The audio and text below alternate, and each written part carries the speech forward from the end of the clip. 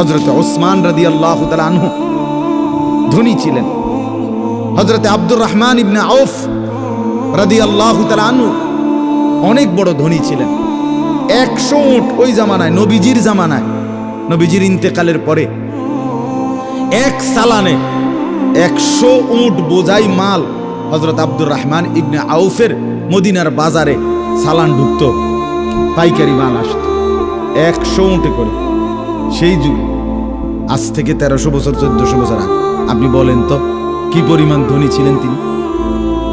একদিন শুধু হযরত আয়েশা রাদিয়াল্লাহু তাআলা আনহা, নবীজির স্ত্রী, বলছিলেন, আব্দুর রহমান, তোমার এই বিপুল মাল এগুলার হিসাব দিতে দিতে তুমি তো হাসরের ময়দানে ফুলসিরাত পার হতে গিয়া তোমার কোমর বাঁকা হয়ে যাবে।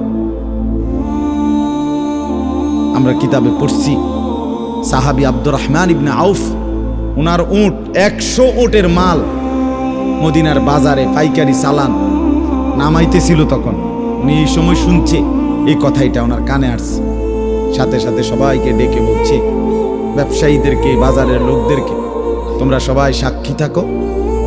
আমি আব্দুর রহমান আল্লাহকে কসম করে সাক্ষী রেখে বললাম, এই 100 উট বোঝাই মাল সহ আমি আল্লাহর রাস্তায় সদকা করে দিলাম।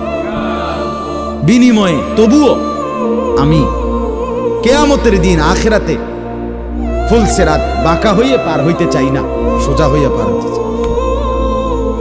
আখিরাত হারাইতে চাই, পরকাল হারাইতে চাই না। দুনিয়া হারাইয়ে ফেললাম, দুনিয়া হারিয়ে ফেললাম। দুনিয়ায় কোনো লস নাই, কারণ দুনিয়া পুরাটাই লস।